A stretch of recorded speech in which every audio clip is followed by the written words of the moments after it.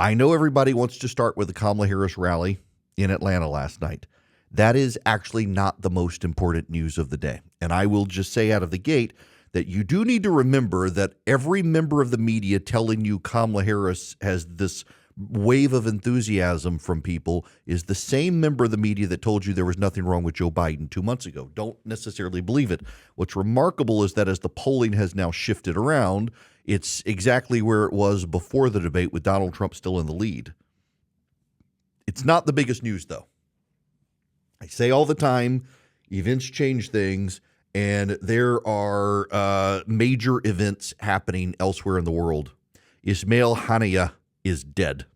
You have no idea who Ismail Haniyeh is, but you need to know he's one of the most senior leaders of Hamas. He has served in exile in Qatar, running their political operations, and he went to Tehran for the inauguration of the new Iranian president, and Israel assassinated him there. Not only has Israel assassinated one of the highest-ranking members of Hamas inside Iran, no less, but they also went into Lebanon in a strike and assassinated Fawad Sukur, who is a senior member of Hezbollah, attacking him while he was apparently in his lover's apartment. This is a good thing and also a problem. It raises tensions in the Middle East. The Ayatollah Khamenei has responded, saying, in effect, that Iran has no choice but to respond, and has hoisted the red flag of jihad. Now, this escalates tensions. U.S. military vessels have been seen heading towards the Lebanon-Israeli coast. This could draw us into a conflict. Iran and Hamas are blaming Israel for killing Haniyeh, who deserved to die, by the way, just so you know. He was a awful, awful person. He was involved in the ceasefire negotiations, but he was also involved in the ceasefire negotiations that Hamas broke on October 7th. But then there's also Fawad Sukur, who was a terror mastermind for Hezbollah, who also was complicit in the bombing of the military barracks in Beirut that killed all the Marines back in the day. What's so notable to me is how so much of the Western press, including, for example, the New York Times, treats the leaders of Hezbollah as some sort of a legitimate group. They're a terrorist organization funded by Iran. And what's also notable to me is that they don't mention that these people have also murdered Americans. They leave all those details out. Like, for example, the Washington Post and the BBC, among others, refuse to actually cover the fact that what provoked Israel to respond to Hezbollah was Hezbollah killing a bunch of Israeli kids on a soccer field. In fact, the Washington Post coverage, and again, the Washington Post, by and large, has become an operation, a propaganda operation for terrorists. It's not actually hiding it to the point. Their foreign press, remember, there were a number of reports about the foreign editorial page in the news division for foreign press at the Washington Post was trying to take out the editor, the new editor of the Washington Post, because he was deemed too pro-Israel.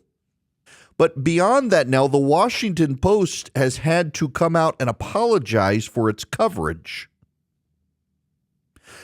of the killing of the Hezbollah leadership because they failed to note that actually this was in response to Hezbollah killing a bunch of American kids or Israeli kids.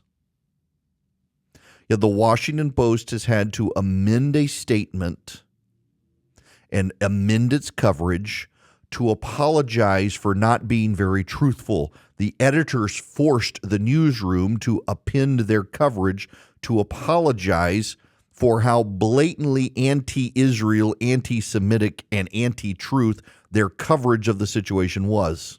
So if you're reading Western media, you're not really getting the heart of the matter. This is a dangerous and escalating situation. But it's also one that was necessarily needing to be fought. And lest you misunderstand the coverage here, because a lot of you won't understand the coverage because it's so poor from Western outlets. Hezbollah and Hamas and Iran are not actually beloved by other Middle Eastern countries. Saudi Arabia is not going to go to war with Israel because of what it did. It's grateful. Jordan is not going to go to war with Israel because of what it did. It's grateful. Egypt, same thing. The United Arab Emirates, same thing. Bahrain, same thing. Oman, same thing. The only questionable one is Qatar, and it doesn't have the means to do anything. You see, Iran is a threat to all of its Middle Eastern nations, and it uses proxies, Hamas and Hezbollah, to carry out its will. Israel cutting off the heads of the leadership of those organizations does a favor to other Middle Eastern countries. Remember, the Houthi rebels in Yemen are also at war with Saudi Arabia and the United Arab Emirates, having launched missile attacks and rocket attacks on those countries. The Houthi, funded by Iran, they're going to be taken out as well, more likely than not. The American military has also conducted strikes overnight in Syria and Iraq as Iran-backed forces have targeted American soldiers there. The situation continues to deteriorate in Venezuela. This is the world Joe Biden is leaving for us. A destabilized world. And also, the Ukrainian map has expanded to Africa. What? Yes. So in Mali is a country in Africa. Have you ever heard of Timbuktu? When I was a kid, I thought Timbuktu was an imaginary place. Timbuktu is a real place. 1,000 years ago, Timbuktu was an impressive place, not so much anymore. There are a number of groups in Mali that are fighting for control of portions of the country. And the Wagner group from Russia has moved in and set up shop and have coordinated trying to control the country. Why? Because Mali is a hotbed of Islamic radicalism. And the Wagner group has tried to destabilize the country so that American forces would be distracted from Ukraine. Essentially, what the Russians have wanted to do was destabilize the Sahel, that region of Africa that surrounds and borders the Sahara, so that American resources would have to be deployed there to prop up collapsing nations against Islamic jihadists. The whole reason the Wagner troops are there is not to take over countries so much as to require our redirection of force to Africa away from Ukraine. Ukraine's military intelligence agency has claimed it was involved in an ambush that killed Russia's Wagner group mercenaries in the West African nation of Mali, thousands of miles away from Ukraine.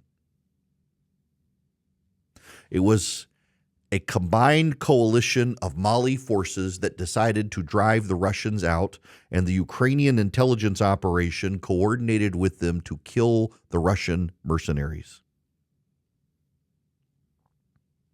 They will not say if Ukrainian personnel were on the ground when it happened.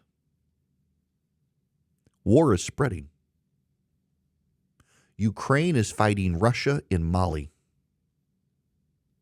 Israel is assassinating people in Iran.